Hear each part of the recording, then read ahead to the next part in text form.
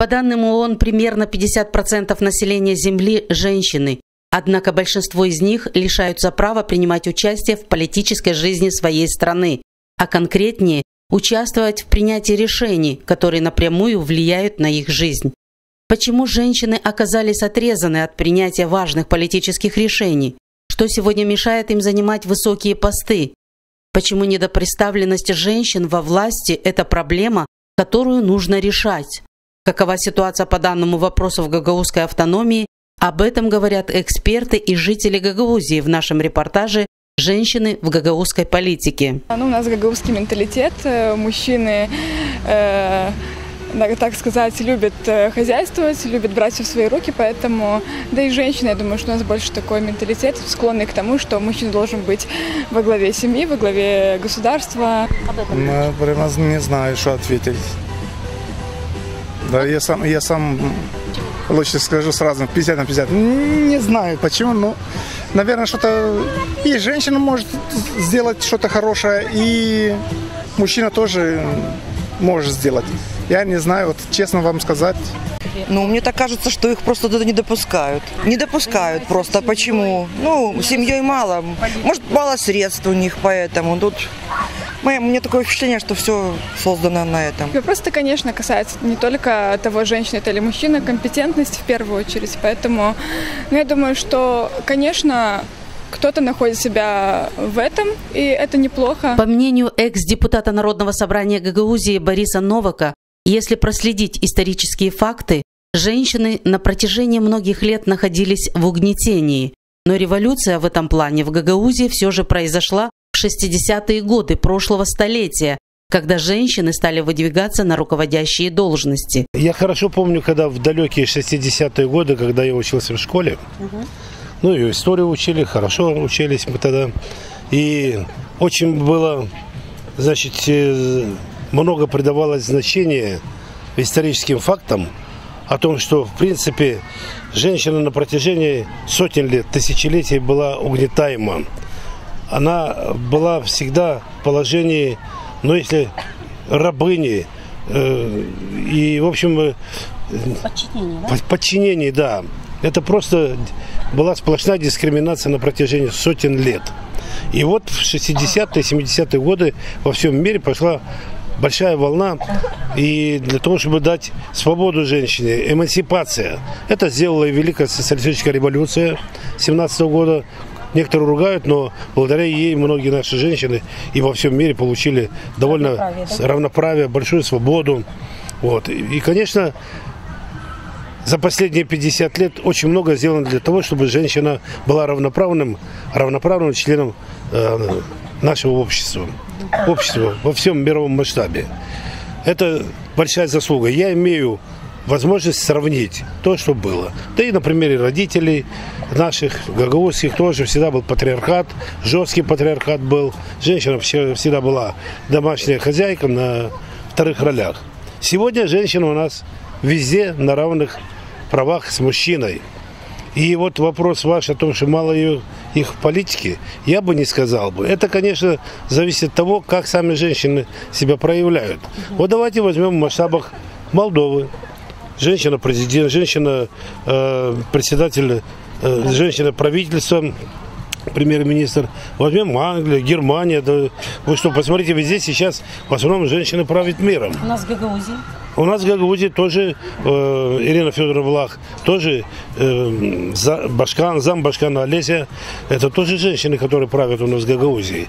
И это есть заслуга всего общества. Женщины Гагаузии стали проявлять себя не только на кухне, но и в политике. Гагаузией сегодня управляет женщина. И в этом действительно заслуга всего гагаузского общества. Женщину в руководящую должность люди выбирают в надежде на то, что будет больше решаться социальных проблем. Тем не менее, тоже очень важно уметь отстаивать экономические и политические вопросы. Нам необходимо преодолеть немаловажные факторы, стереотипы, сложившиеся уже многие годы в обществе. Здесь работают несколько факторов сразу. Это и стереотипы в основном играют свою большую скрипку. Почему? Потому что регион считался, по крайней мере, до сих пор патриархальным.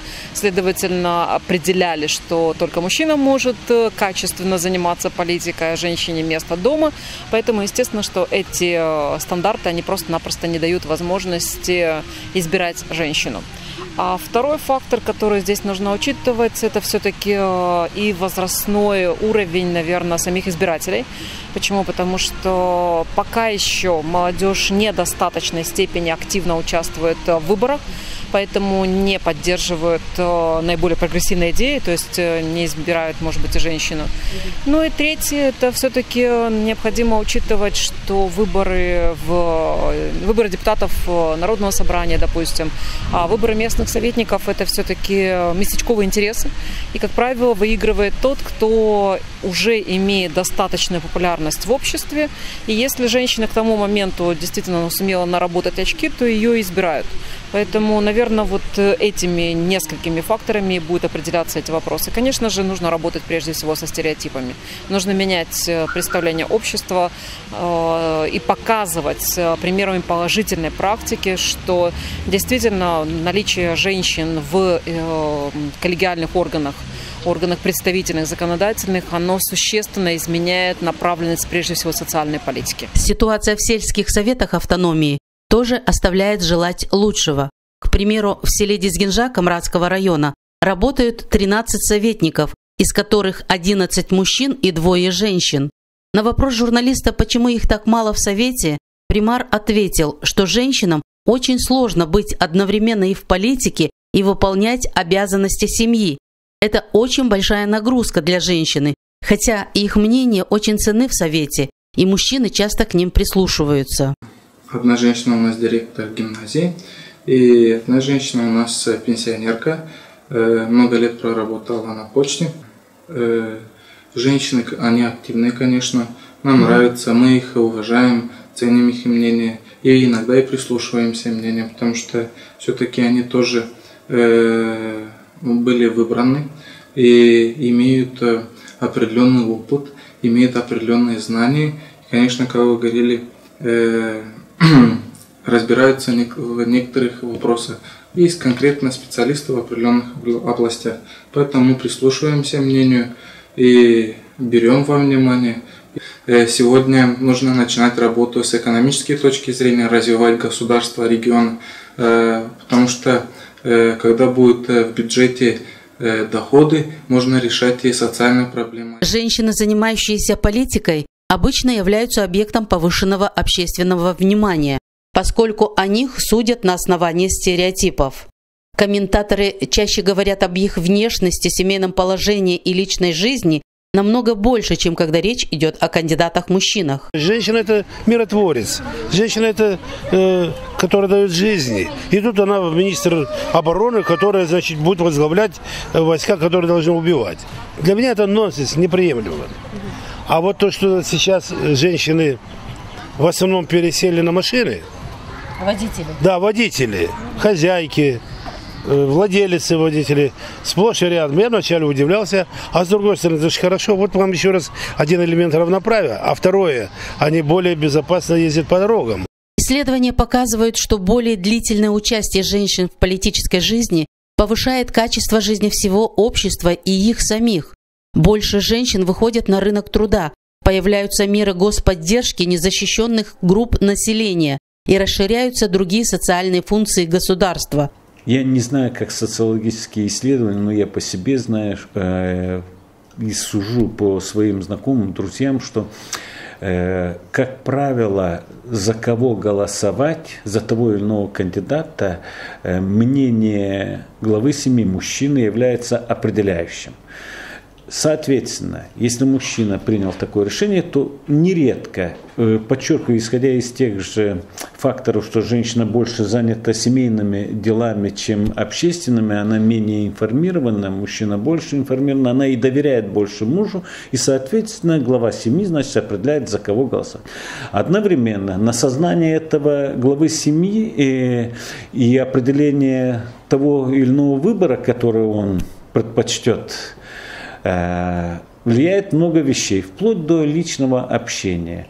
Кандидат-мужчина имеет больше возможности общаться, доводить свои идеи, свои взгляды на те или иные процессы, то есть склонить главы семьи в свою пользу, чтобы он проголосовал за него. Однако, по мнению народного адвоката Гагаузии, женщины должны проявлять большую активность в этом вопросе, ведь каждая из них хочет улучшить качество жизни для своих детей и внуков. А здесь должен, наверное, сработать принцип «кто, если не я».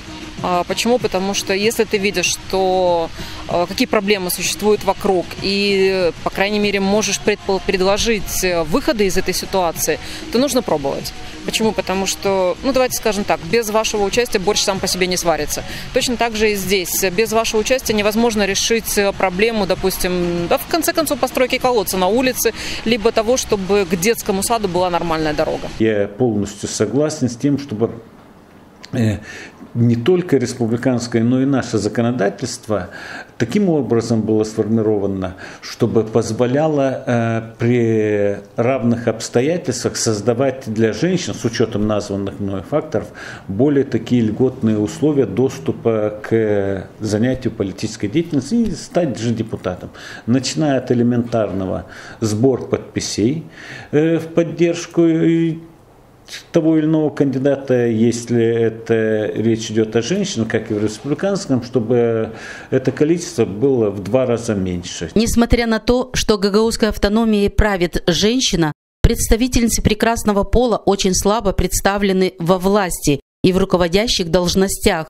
За весь период существования Народного собрания Гагаузии только 8% депутатов составляли женщины. 17 населенных пунктов автономии ни разу не представляла в Народном собрании Гагаузии женщина-депутат. В сельских советах автономии ситуация ничуть не лучше.